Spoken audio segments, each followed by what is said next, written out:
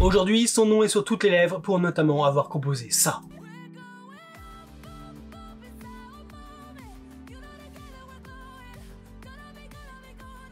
Pour ça.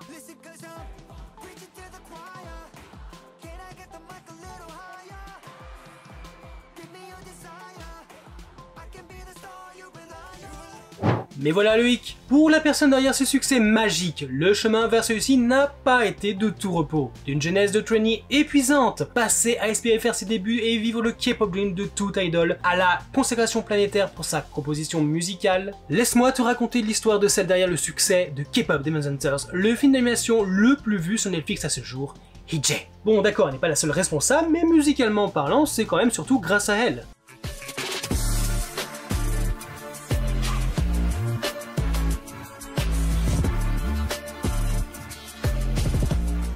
네, 안녕하세요. 저는 싱어송라이터 작곡가 김은재입니다. EJ라고 합니다. Hee-jae, ou de ce vrai nom Kim Eun-jae, est une auteure, compositrice, productrice et chanteuse au parcours aussi atypique qu'aspirant, née le 6 décembre 1991 à Séoul, en Corée du Sud. Encore enfant, elle quitte la Corée avec sa famille pour les États-Unis, où elle poursuit ses études. Mais en 2003, à l'âge de 11-12 ans, son destin prend un tournant. Elle est recrutée comme stagiaire chez SM Entertainment, l'une des plus prestigieuses agences de K-pop. Dotée d'une silhouette élancée de 1m74, de traits harmonieux et d'un sens de la communication qui dépasse l'écran, Hee-jae a toujours su capter l'attention. À l'époque, sa beauté lui valait d'être comparée à ses camarades de trainee, celles qui finiront par devenir les membres de Girls' Generation. Et a priori, elle était même également pressentie pour en faire partie quand le projet était encore au stade d'un line-up à 12 membres. Elle intègre alors une école internationale en Corée et entame un long va-et-vient entre Séoul et les États-Unis, jonglant entre études et entraînement intensif. Pendant plus de 10 ans, Hee-jae s'investit corps et âme dans cette formation exigeante, rêvant de débuter en tant qu'idol. Après quelques tentatives de lancement, tant en groupe qu'en solo, qui se sont malheureusement soldées par des échecs. Notamment, elle devait initialement faire ses débuts au sein d'un trio féminin. Pourtant, découragée par la rudesse et les exigences implacables du milieu, elle n'a jamais franchi ce cap. Grâce à son contrat, qui mettait en accent sur les études et bien loin de renoncer à la musique, elle a pu poursuivre en parallèle un cursus à la Tisch School of the Art de l'Université de New York, se spécialisant même en industrie musicale et psychologie, avec l'ambition d'allier son expérience déjà acquise à la musicothérapie. C'est à cette période qu'elle se remet à composer d'abord pour elle-même. Je suis retournée chez SM en 4e année de fac, mais nos visions artistiques divergeaient et mon âge a joué contre moi. Finalement, je n'ai pas débuté, ce qui a été très dur moralement. Et c'est à ce moment-là que j'ai commencé petit à petit à composer mes propres morceaux. Jugée donc trop âgée pour percer sur la scène traditionnelle des idoles, elle quitte SM Entertainment à 25 ans et retourne définitivement aux États-Unis. Néanmoins, elle gardera une bonne relation avec l'agence, comme la suite nous le dira. Après un bref passage chez JYP Entertainment, dont on n'a quasiment aucune trace, et avoir définitivement abandonné ce rêve de débuter en tant qu'idole, Hee-jae a discrètement commencé à explorer une nouvelle voie dans l'industrie musicale. Mais c'est sa rencontre avec le compositeur Shin Sang-dong Tiger en 2016 qui va tout changer. Hee-jae, qui passait du temps seul à composer des beats, l'a alors rencontré lors de l'enregistrement d'une bande originale. Celui-ci, alors en pleine production du premier album d'EXID, lui propose de collaborer. De cette opportunité naît Hello, le titre solo de Honey sur l'album Street.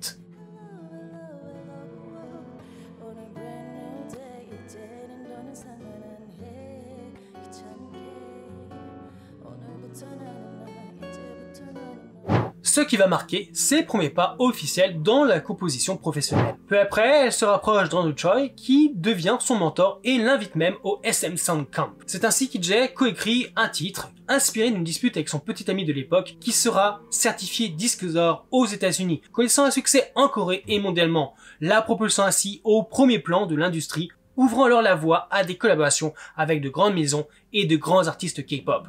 Psycho de Red Velvet.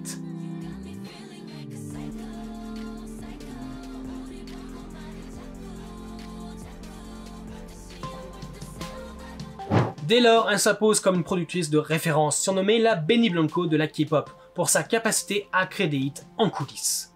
Depuis, Hee-jae a collaboré avec de nombreux autres artistes K-pop. Elle a notamment collaboré avec The Hub sur le premier titre controversé de NMIXX, Oh Oh,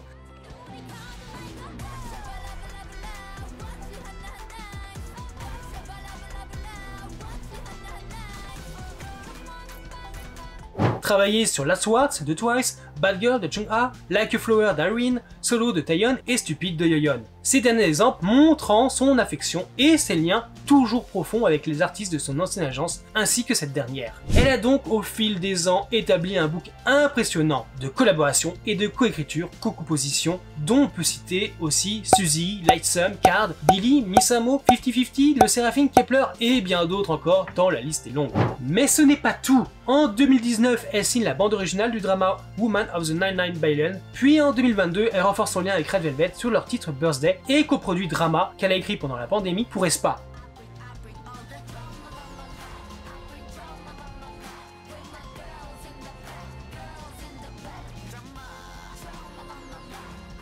Puis plus tard sur Armageddon et Kill It du mini-album Whiplash, confirmant sa place au cœur même de la 4ème génération de K-pop.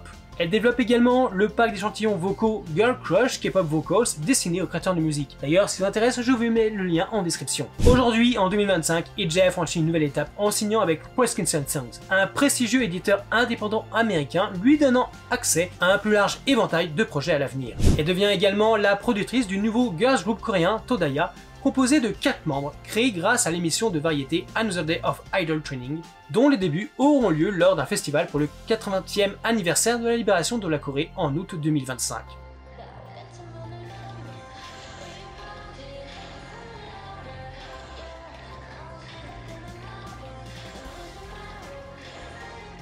En bref, deux trainees anonymes ayant échoué à compositrice respectée, IJ incarne l'art de se réinventer. Son parcours est la preuve qu'un rêve peut changer de forme sans jamais s'éteindre. Mais s'il y a bien quelqu'un qui a toujours cru en elle, c'est bien son grand-père, le légendaire acteur coréen Shin Hyo-kyun, figure incontournable du cinéma des années 60 et 70, immortalisé dans des œuvres emblématiques telles que The Rain Fleur et Eight of Once Again. Mais au-delà de sa carrière d'acteur, Shin Hyo-kyun est aussi salué pour son immense générosité. Il a offert à l'industrie cinématographique coréenne des salles et des équipements d'une valeur de plus de 500 milliards de won, ainsi que des terrains estimés à 1000 milliards de won à l'Université nationale de Séoul. En 2011, alors qu'IJ n'a que 19 ans et poursuivait ses études à New York, elle est apparue aux côtés de son grand-père dans une émission matinale coréenne. L'acteur, iconique, visiblement fier et confiant, déclare devant les caméras « Ma petite fille a un talent véritable pour la musique. Et elle réussira. » Et il avait raison car 13 ans plus tard, sa prophétie se réalisa de la plus éclatante des manières.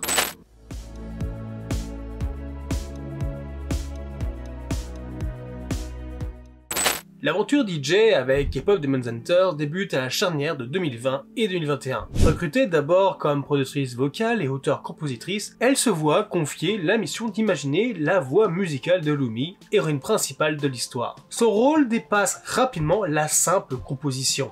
Il s'agit de concevoir des chansons capables de capturer à la fois l'atmosphère surnaturelle du récit et la profondeur émotionnelle de ses personnages. Dès la pré-production, IJ travaille en étroite collaboration avec le compositeur Daniel Rojas qui l'introduit au projet et avec le producteur exécutif Ian Eisendrath afin d'affiner chaque morceau en fonction de l'évolution du scénario. Les réalisateurs, Maddie Kang et Chris Appel-Hens, lui transmettent des descriptions précises des scènes et des références musicales pour guider son écriture. C'est un exercice périlleux. Il faut traduire des images en sons, imaginer des mélodies avant même que les séquences ne soient finalisées et s'adapter sans cesse aux changements de montage. Très tôt, l'équipe va explorer une question centrale. À quoi ressemble un son démoniaque? IJ expérimente alors un mariage audacieux entre les sonorités traditionnelles coréennes, avec des instruments ancestraux, des intonations du pansori et les codes flamboyants de la K-pop moderne. Ce travail d'alchimiste musical donne naissance à des maquettes multiples, souvent réécrites, certaines totalement transformées à mesure que l'histoire se précise. Parmi elles, seul How It's Done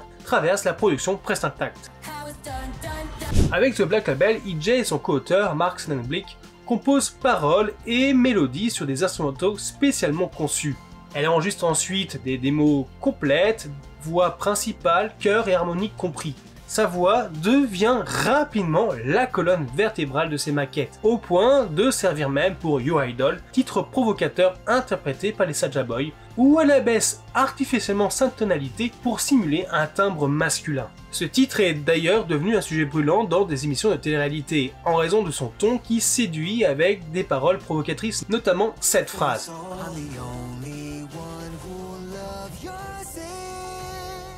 L'inspiration lui vient de ses souvenirs de trainee et surtout du côté sombre et étrange de la culture des idoles, comme par exemple les fans qui jetaient des déchets sur les apprentis devant les bureaux de SM Entertainment.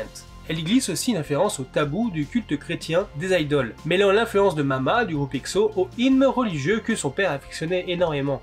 Et c'est finalement une maquette vocale qui va sceller son destin. Lorsque la réalisatrice Maggie Kang entend sa démo de Lumi, elle est immédiatement séduite par la justesse et la sensibilité de son interprétation. Ainsi, contre toute attente, EJ devient la voix chantée officielle du personnage. Les réalisateurs cherchaient un timbre plus grave que celui des autres membres de Huntrix. Elle incarnait déjà cette nuance par sa composition et son interprétation. Pour EJ, ancienne stagiaire de l'industrie K-pop, le rôle de Lumi résonne profondément. Elle connaît intimement la pression des standards inatteignables. Il ne faut pas être trop viril, il ne faut pas être trop franc, il ne faut pas être assez féminin, trop féminin, il ne faut pas être imposant, et tant d'autres règles. La scène où Céline, mentor de Lumi, lui conseille de dissimuler son côté démoniaque la touche particulièrement, car elle reflète sa propre expérience, devoir cacher ses complexes pour correspondre à une image parfaite. Et cette connexion est d'autant plus renforcée par sa double identité d'américano-coréenne, naviguant entre deux cultures, tout comme Lumi entre deux mondes. EJ trouve dans ce métissage une richesse créative. Ses chansons mêlant naturellement anglais et coréen,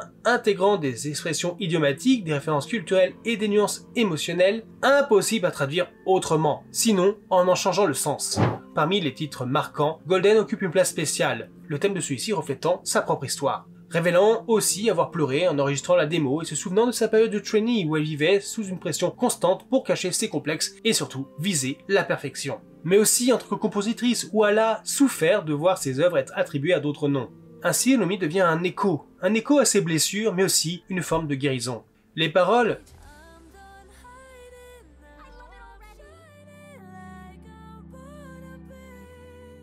résonne profondément avec tout son parcours, faisant écho aux propres mots de sa mère.